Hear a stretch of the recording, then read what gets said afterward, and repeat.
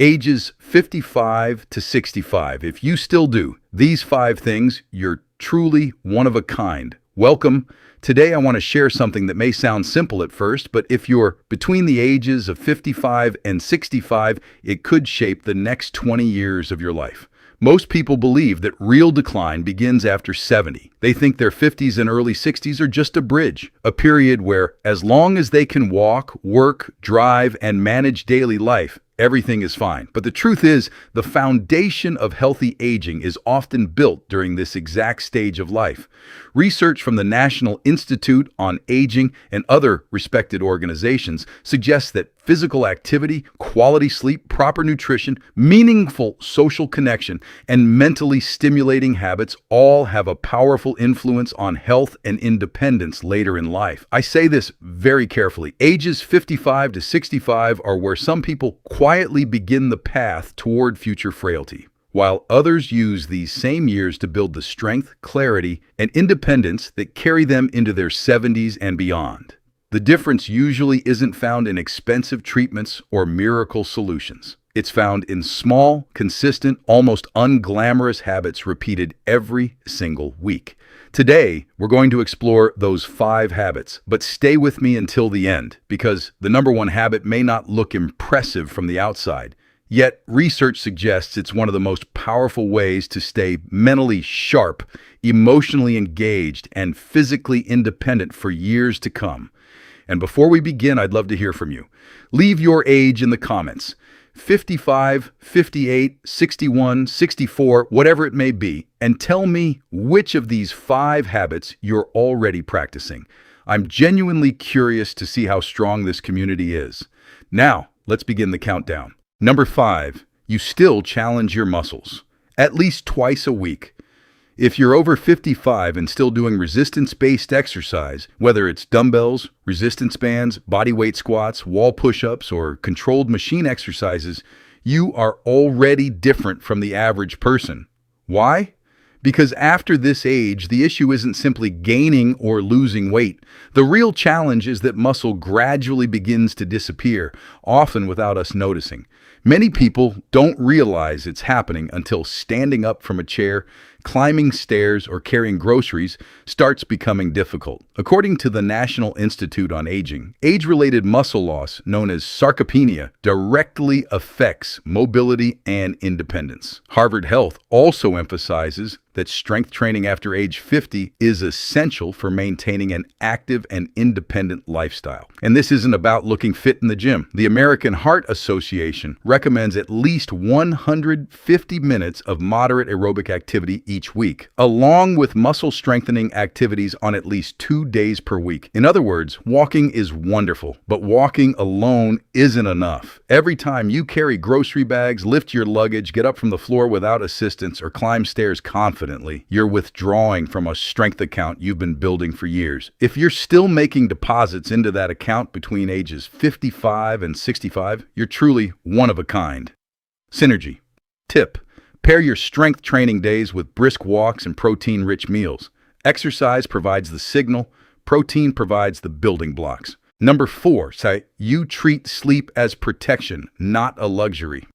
If you protect your sleep schedule, limit late-night scrolling, and refuse to convince yourself that 6 hours of sleep is good enough, you're doing something incredibly important for your future brain health. Research suggests that midlife sleep deserves far more attention than most people give it. An NIH-supported long-term study involving nearly 8,000 adults found that people who regularly slept 6 hours or less during their 50s and 60s had a higher risk of developing dementia later in life compared with those sleeping around 7 hours. Stanford Medicine also considers consistent sleep and recovery to be central pillars of healthy aging. Poor sleep isn't just about feeling tired. It affects decision-making, appetite regulation, emotional stability, stress management, exercise recovery, and long-term cognitive resilience. People who age successfully often protect their bedtime instead of leaving it to chance. They wake up at roughly the same time each day. They understand that evening caffeine and excessive screen time have consequences. Most importantly, they stop viewing sleep as preparation for tomorrow and start seeing it as an investment in the next decade. Synergy tip: morning sunlight combined with a consistent nighttime wind-down routine helps stabilize your body's natural circadian rhythm. If you're finding this video valuable so far, take a second to subscribe. And if someone in your family or circle of friends is between 55 and 65, share this video with them. The right habit practiced today often prevents tomorrow's problems. Number 3, you still build your plate for muscle, metabolism, and long-term health.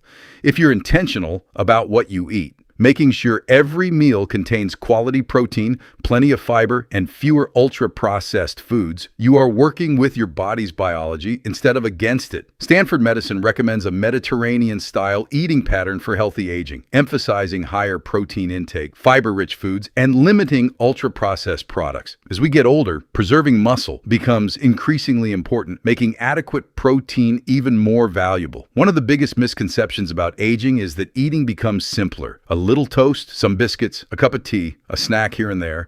But after age 55, your body actually requires more thoughtful nutrition, not less. People who age well focus less on counting calories and more on food quality. Protein becomes the anchor of every meal. Vegetables aren't decorations. Fiber isn't accidental. And sugary convenience foods don't become the default choice. Synergy tip: build each main meal around a quality protein source and aim to fill at least half of your plate with fiber-rich vegetables or whole plant foods. Number 2, you stay genuinely connected to other people.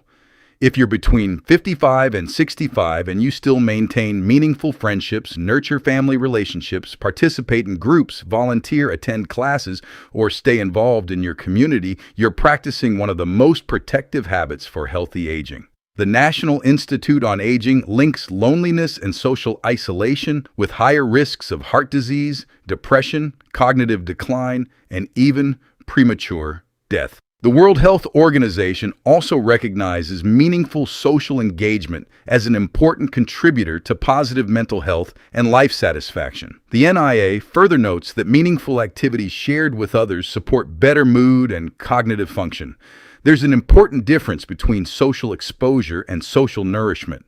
Being surrounded by people isn't enough. You need genuine engagement, real conversations, laughter, listening, helping others, sharing a purpose, feeling useful. These experiences keep people psychologically alive. After age 55, it's surprisingly easy to drift into isolation. Children become busy with their own lives. Careers change, retirement approaches, social invitations become less frequent. Slowly, some people shift from active participants to quiet observers. But those who resist that drift often remain emotionally healthier and physically more active as well. Research also suggests that regular contact with friends and family is associated with higher levels of physical activity among older adults. Synergy tip: combine movement with social connection. Take walks with friends, join exercise classes, garden together, or create a weekly community routine. Number 1, you challenge your brain with something new every day. This is the habit that many people underestimate. If you're between 55 and 65 and you're still learning new things, whether it's a language, a musical instrument, technology, journaling, writing, strategy games, online courses, or any challenging new skill, you're doing far more than simply keeping busy. You're investing in your cognitive future. According to the National Institute on Aging, learning new skills may help support memory and cognitive health in older adults. Research has shown that engaging in novel, mentally demanding activities can improve memory performance. Stanford Medicine also identifies lifelong learning and mental stimulation as key habits of successful aging. The key word here is novel. Doing something familiar is valuable, but struggling through something new, feeling awkward, making mistakes, learning slowly, and continuing anyway is the brain's version of resistance training. This habit isn't only about memory, it's also about identity. When people stop learning, they often stop imagining new possibilities for themselves. But the person who starts playing guitar at 58 takes a writing course at 61, learns new technology at 63, or builds a completely new skill at 60 is sending a powerful message to their brain. I'm not finished yet. I can still grow. And perhaps that's what truly makes someone extraordinary between the ages of 55 and 65. Not simply surviving, but continuing to grow. Synergy. Tip: learn new skills in a social setting whenever possible. Join a class, find a practice partner, or participate in a weekly group. This strengthens both the habit and the cognitive benefits. Final thoughts. Let me leave you with one final thought. Ages 55 to 65 are not a waiting room. They are not merely the preview of decline. They are a turning point, a stage where some people quietly begin losing capacity and others intentionally keep doing the things that help them remain strong, mentally sharp, and independent well into their 70s and beyond. If you're still challenging your muscles, protecting your sleep, building your meals wisely, staying meaningfully connected with other people, and continually challenging your mind, then you are far from ordinary. You're not leaving your future to chance, you're designing it. If you haven't subscribed yet, now is the perfect time. On this channel, we don't just talk about health, we talk about dignity, clarity, mobility, independence, and living a life with lasting quality. Now, I'd love to hear from you. Tell us your age in the comments and answer one question. Which of these 5 habits is your strongest? And which one will you commit to improving over the next 30 days? I'll be reading your comments. Until next time, take good care of yourself because you are absolutely worth the effort.